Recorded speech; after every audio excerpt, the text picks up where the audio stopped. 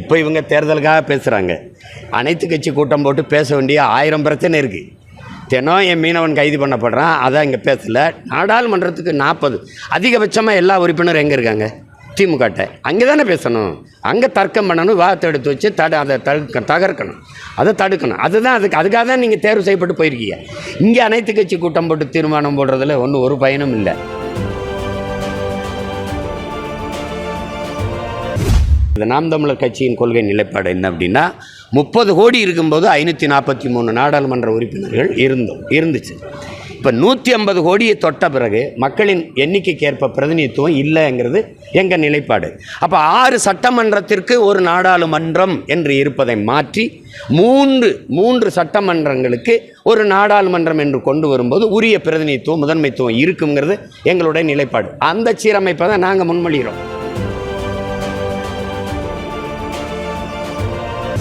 புதிய கல்விக் கொள்கையில் தான் வருது. அது இல்லந்தேடி கல்வி, இந்த பிஎம், அந்த ஸ்ரீ பிஎம் இதெல்லாம் அதில் தான் வருது.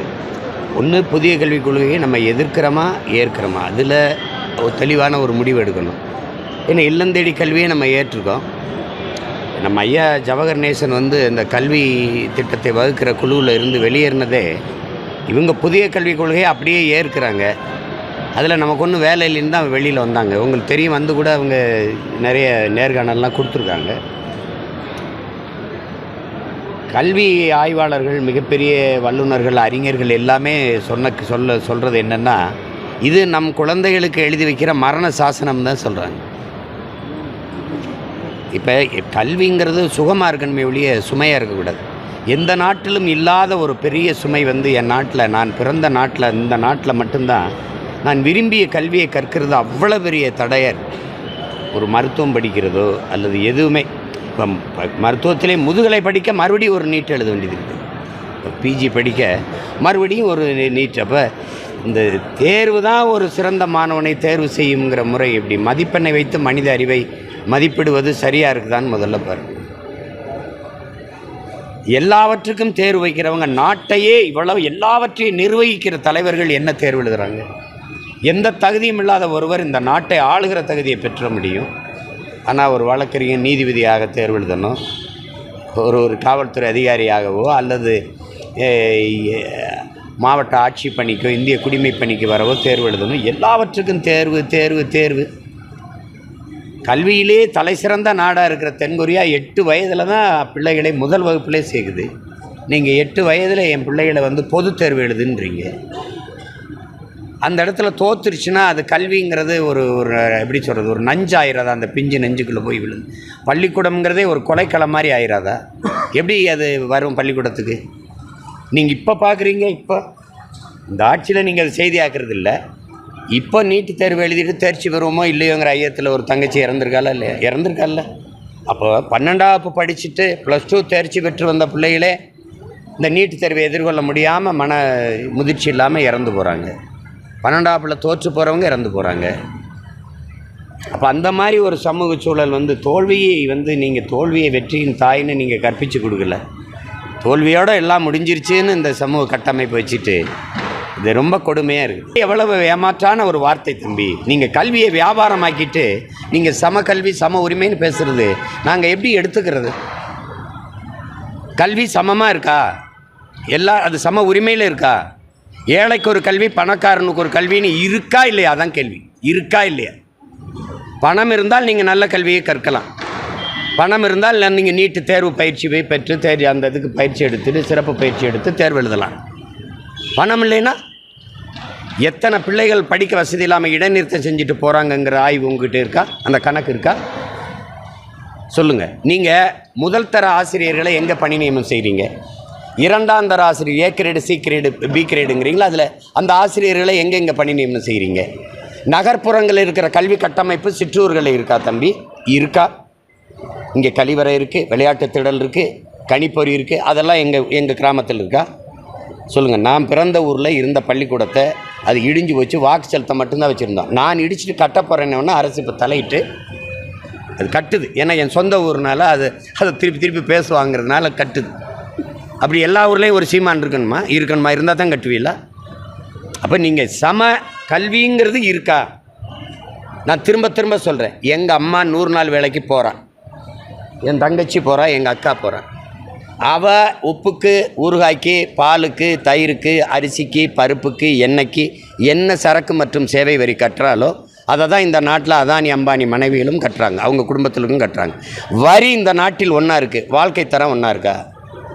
ஒன்றா இருக்கா? இங்கே எங்கே சம உரிமை சம கல்வி எங்கே இருக்குது? சம கல்வி சம உரிமை சட்டசபையில் இருக்குது. இங்கே பாருங்கள், அமைச்சர் பெருமக்கள் படிக்கிற பள்ளி, அவங்க பெறுகிற கல்வியும் சாதாரண குடிமக்கள் பெறுகிற கல்வியும், இந்த நாட்டில் மிக உயர்ந்த பதவியில் இருக்கிற பெறுகிற மருத்துவமும் சாதாரண குடிமக்கள் பெறுகிற மருத்துவமும் சமமாக இருக்கா தம்பி? எல்லாத்தையும் வியாபார பொருளாக்கிக்கிட்டு இதில் சம கல்வி சம உரிமை வெற்று வார்த்தைகளை வச்சு ஏமாற்றிட்டு எத்தனை நாளைக்கு இப்படி பண்ணுவீங்க? எத்தனை நாளைக்கு பண்ணுவீங்க? சாதாரண சிற்றூரில் ஒரு வசதியும் இல்லாத படித்து வர்றவன நகர்ப்புறத்தில் படித்து வரணும், பொதுத்திறன் போட்டியில் ஒன்றா பங்கேற்று வெற்றி பெறணுங்கிறது இது சம வாய்ப்பா? இது சம உரிமையா? இது சம கல்வியா? இதெல்லாம் கொடுமை. இது இவங்களே சமச்சீர் பாடத்திட்டம்னு கொண்டு வந்தாங்க. அது சமச்சீர் பாடத்திட்டம், சமச்சீர் கல்வியா? பாடம் என் கையில், என் சிற்றூரில் நான் ஒரு ஆரம்ப பள்ளிக்கூடத்தில் வச்சுருக்கிற பாட புத்தகமும் நகரத்தில் வச்சுருக்க ஒரு மாணவனுடைய நகர்ப்புறத்தில் சென்னை தலைநகரில் கோவை மாதிரி முதன்மையான நகரங்களில் ஒரு மாணவன் வச்சுருக்க புத்தகமும் ஒன்று, பாடத்திட்டம் ஒன்று. கல்வி சமச்சீராக இருக்கா? சமமாக இருக்கா? சொல்லுங்கள் தம்பி, சமமாக இருக்கா? இங்கே படிக்கிறவனு குளிரூட்டப்பட்ட அறை, இவன் உட்கார்ந்து படிக்க நாற்காலி, இவனுக்கு என்ன இவனுக்கு இருக்க கழிவறை வசதி இருக்குது, விளையாட்டு திடல் இருக்குது, இவனுக்கு இருக்கிற வசதி அங்கே இருக்கா?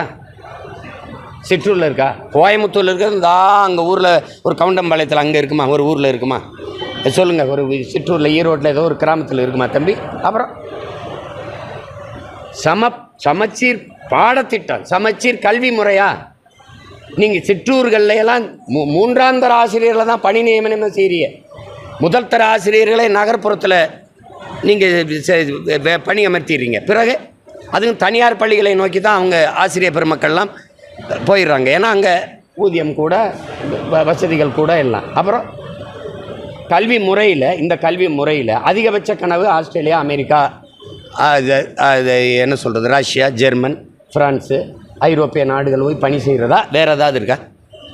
இந்த நாட்டின் கல்வியில் ஒரு மாணவனுடைய கனவு, என்னுடைய வகுப்பறையில் இருக்கிற ஒரு மாணவனுடைய கனவு அமெரிக்க கனவு, ஆஸ்திரேலிய கனவு, பிரான்ஸ், ஜெர்மனி, சுவிட்சர்லாந்து கனவு, ஜப்பான் கனவு, ரஷ்ய கனவு இருக்கே ஒழிய இந்த நாட்டில் இருந்து இந்த பணியை செய்யணும்னு எந்த என்னுடைய பிள்ளைகளுக்கு, எந்த பிள்ளைக்கு கனவு?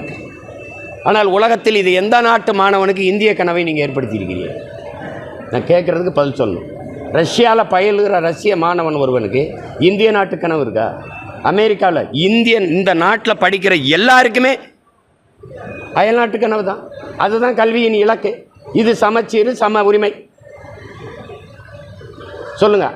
அறிவார்ந்த நீங்கள் மருத்துவர், அறிவார்ந்த பொறியாளர் எல்லாரையும் தயாரித்து வேறு நாட்டில் இறக்கி விட்டுறீங்க. இந்த நாடு சிறந்த மருத்துவம் அமெரிக்காவில் போய் பார்க்கணும், சிறந்த மருத்துவம் லண்டனுக்கு போகணும். முதலமைச்சருக்கு முடியலையா, இல்லை பிரதமருக்கு முடியலையா, அமெரிக்கா போய் வைத்தியம் பார்த்து வரணும். சொல்லுங்கள், நீங்கள் சொல்லுங்கள். தம்பி விளையாட்டு வீரர் யுவராஜுக்கு புற்றுநோய், அன்னை இந்திரா காந்தி அம்மையாருக்கு புற்றுநோய், வெளிநாட்டில் மருத்துவம் பார்த்து வந்துட்டீங்க. எங்கள் அம்மாவுக்கு புற்றுநோய், நான் எங்கே போய் பார்க்குறது? கேள்விக்கு பதில் இருக்கா? இப்போ நீங்கள் இங்கே இருக்கிற முதல்வர் இவங்கள பெருமக்களுக்கெல்லாம் உடல்நிலை சரியில்லை, சிங்கப்பூருக்கு போயிடுறாங்க. இங்கே அப்போலோவில் வச்சு பார்த்தாலும் சிங்கப்பூர்லேருந்து மருத்துவர் வராங்க.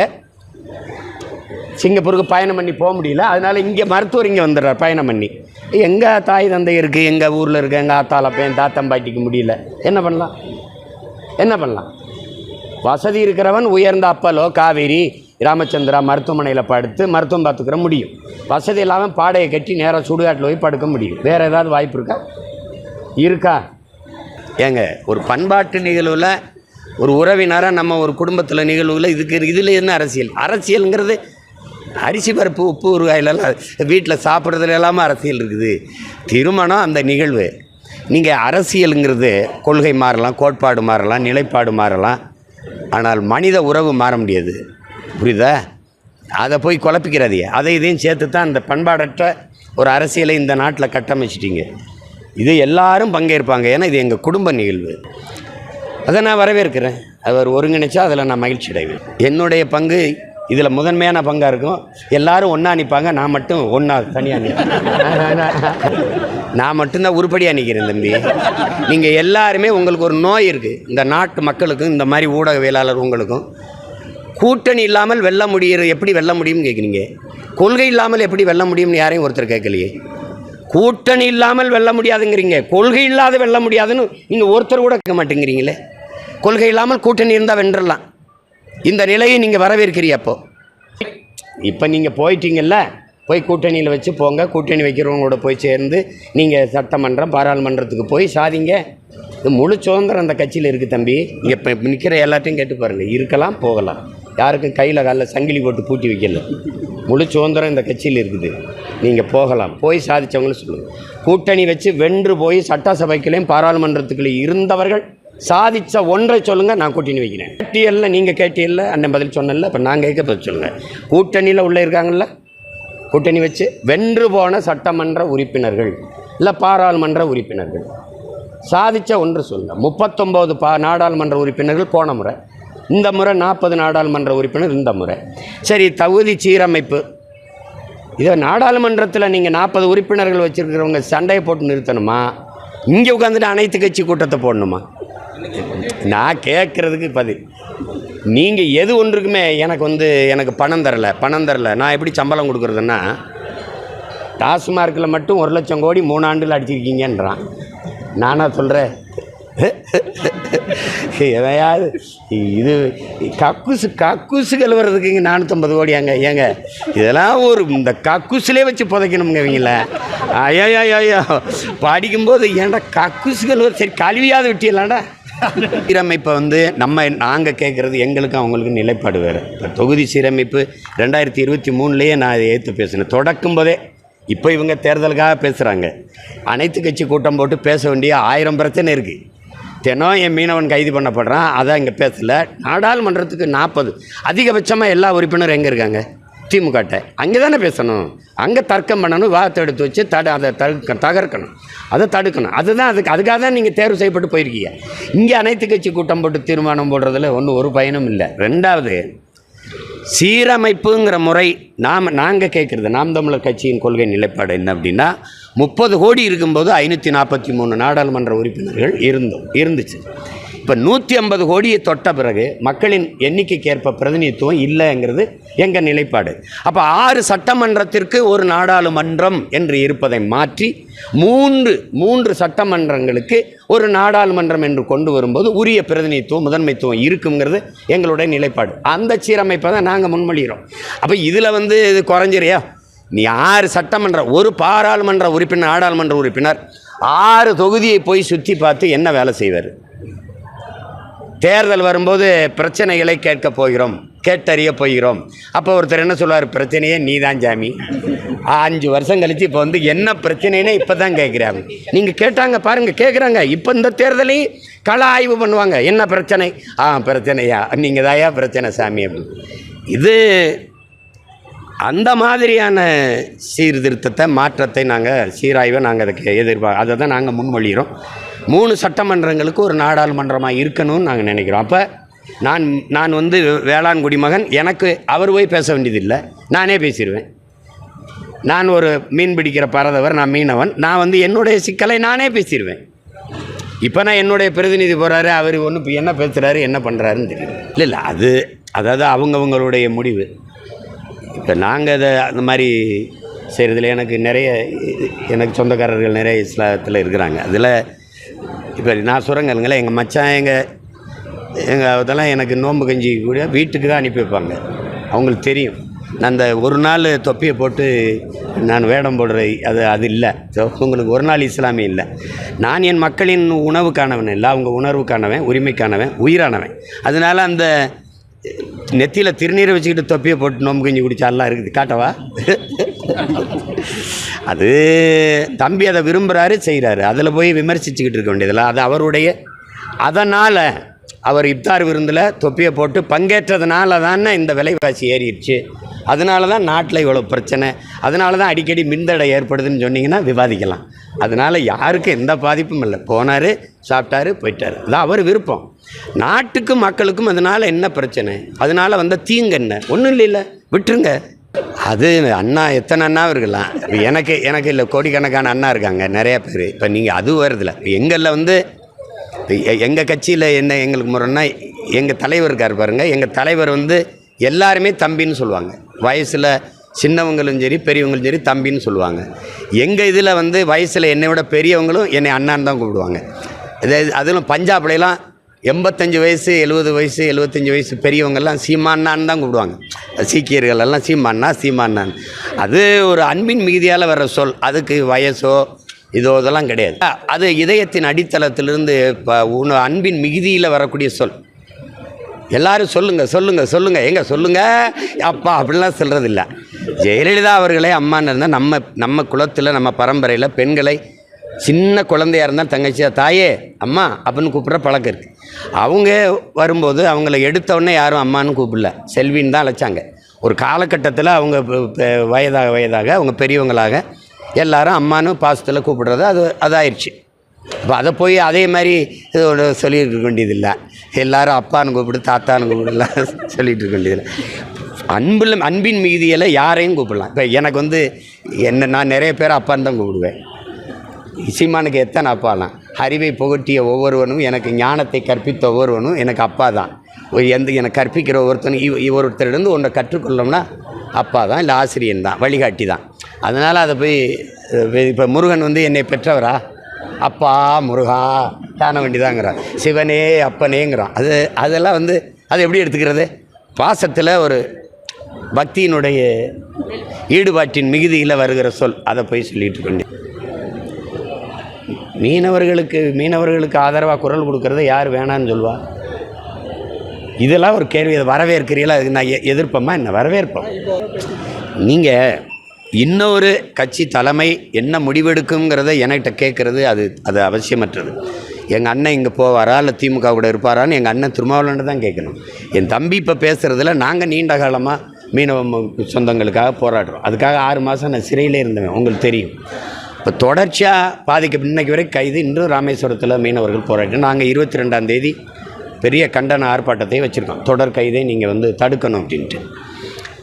அதுக்கு ஆதரவாக ஒரு கூடுதலாக ஒரு வலிமையான குரல் வரும்போது வரவேற்க தான் செய்யணும். அதை ஏற்காமல் எப்படி எதிர்க்க முடியும்? 2 கட்சிகளும் இருக்கிற வரை அது தீர்வு காணப்படாது. மேலே இந்த காங்கிரஸ் பாரதிய ஜனதாவுக்கு வந்து தமிழ்நாட்டு மக்களினுடைய என்ன சொல்கிறது, உணர்வு, உரிமை, உயிர், இதை பற்றி கவலை இல்லை.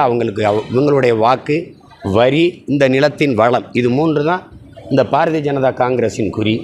இங்கே இருக்கிறவங்களுக்கு எப்படியாவது ஏமாற்றி இந்த மக்களை இந்த இலவச வெற்று அறிவிப்புகள் இதில் அறிவிச்சிட்டு இந்த வாக்கு காசு கொடுத்து வாங்கி இந்த அதிகாரத்தில் தொடர்ந்து நீடிக்கணுங்கிறதை தவிர இந்த மக்களினுடைய வாழ்வு, நலம், அவர்களுடைய எதிர்காலம், பாதுகாப்பு, அதை பற்றி கவலையே கிடையாது. 40 உறுப்பினர்களை வச்சிருக்கிறவங்க இந்த மீனவர் தொடர் கைதை கண்டித்து பேசுனது என்ன? எதை வச்சுட்டு இந்த மக்கள் எதை வச்சு வாக்கு செலுத்துகிறாங்க? தொடர்ந்து துன்பத்தை தருகிறவனுக்கு, நம்மளுக்கு அநீதி இழைக்கிற அந்த அதிகாரங்களுக்கே எப்படி நம்ம வலிமையை கொடுக்க முடியும்? திருப்பி வாக்கு செலுத்தி எப்படி அதிகாரத்தில் உட்கார வைக்க முடியும்? சொல்லுங்கள். இது ஒரு தொடர் கதையாக இருக்குது. அதுக்கு ஒரு முற்று வைக்கணும். எல்லை தாண்டி வர்றாங்கிறத மட்டுமே காரணம் சொல்லுது இலங்கை அரசு. கேரள மீனவர்கள் எல்லை தாண்டி வருகிறார்களான்னு கேட்டால் அதுக்கு யாரும் பதில் சொல்ல மாட்டேங்கிறீங்க. எல்லை தாண்டி போகிறாங்களா இல்லையா? ஏன் அவனை கைது பண்ணுறதில்ல? இந்த கேள்விக்கு யார்கிட்ட பதில் இருக்குது? இப்போ நான் என்ன மீனவன்? நீயே என்னை ஒத்துக்கலை இந்தியன்ட்டு. நீ பேச்சுக்கு சும்மா திராவிடர் யார்? ஆந்திராவில் வாழுகிறவர், கர்நாடகாவில் வாழுகிறவர், கேரளா வாழுகிறவர்லாம் ஆந்திரர்னா, தெலுங்கு திராவிடர்னா. திராவிட சகோதரனை தொடர்ச்சியாக சிங்களம் கைது செய்யானே, இந்த திராவிட இனத்தை கொன்று குவிச்சானே, அப்போல்லாம் நீங்கள் குரல் எழுப்பவே இல்லையே. குஜராத்தில் ஒரு மீனவனை பாகிஸ்தான் கடற்படை இராணுவம் கைது செஞ்சிருச்சுன்னொன்னே இந்திய கடற்படை இராணுவம் விரட்டி போய் தடுத்து மீட்டு கொண்டு வருது. அப்படி ஒரு செயல் இந்த கடலுக்குள்ளே எங்கள் மீனவர்கள் கைது செய்யப்படும் போது நடந்திருக்கா? அதே கடற்படை இராணுவம் நிற்கிதில்லை. ஏன்னா அவன் தமிழன்னா சகித்து கொள்ளலாம்ங்கிறது இவங்க நிலைமை. ஏன்னா அவனுக்கென்று இங்கே தலைவன் இல்லை. அவனுக்கு ஒன்றுனா துடிக்கிறதுக்கு இங்கே ஒரு அவன் சொந்த ரத்தம் இல்லை. அதனால் இங்கே வர பிரச்சனை.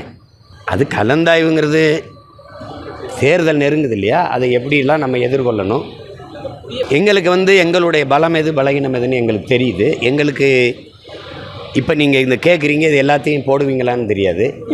தேர்தல் நேரத்தில் நான் போட்டியிடுறதே நாங்கள் போட்டியிடுறது சொல்ல மாட்டீங்க. ரெண்டாவது மற்றும் பலரில் தான் நாங்கள் ரொம்ப நாளாக இருக்கிறோம், இன்னும் இருக்கோம். நாங்கள் ஒரு ஜூனியர் ஆர்டிஸ்ட் தான். அப்போ அந்த நிலையில் எங்களுக்கு ஊடக ஆதரவு இல்லை. அப்போ நாங்களே ஊடகமாக மாறணும். ஒன்று, எங்களுக்கு பணம் இல்லை, பொருளாதாரம் இல்லை. நீங்கள் ஓட்டுக்கு 1000 2000 இந்த தேர்தல் வரும்போது குடும்ப தலைவிக்கு 1000 கொடுத்து வாக்க வாங்கினீங்க, இப்போ 2000 கொடுப்பீங்கன்னு சொல்லுவீங்க. இப்படி பல இதுகளை நீங்கள் செய்வீங்க. எங்ககிட்ட அது இல்லை. அப்போ இந்த மிக்சி தாரம், கிரைண்டர் தாரம், மூக்குத்தி தாரம், கொலுசு தாரம், தோடு தொங்கட்டான் தாரம் அப்படிலாம் சொல்லி எங்களால் வாக்கு சேகரிக்க முடியாது. ஆனால் இந்த அநீதியை வீழ்த்த ஒன்று தான் செய்ய முடியும், படை வலிமையால் முடியும். அப்போ படையை பெருக்கு, தடையை நொறுக்கு, இனத்தின் விடுதலையே இறுதி இலக்கு, எளிய சுமை இனிய பயணம், வேலையை சிறிதாக்கு, வெற்றியை எளிதாக்கு. இது எங்கள் கோட்பாடு. அப்போ பிரித்து வேலைகளை சிறிதாக்கி கொண்டு எப்படி இந்த தேர்தலை எதிர்கொள்கிறது? நாங்கள் வளர்கிறோம்னே சொல்ல முடியாதுல்ல. நான் வளர்கிறேன் மம்மின்னு கம்ப்ளைண்ட் பாய் மாதிரி சொல்ல முடியாது. வளர்ந்து விட்டேன் அப்படின்னு சொல்லணும். அதுக்கு தான் இந்த தேர்தலில் சுற்றிக்கிட்டே இருக்கேன் பாருங்கள். இது 2026 மே தேர்தல் முடிஞ்சு வாக்கு என்ற வரை ஓடிக்கிட்டே தான் இருப்பேன்.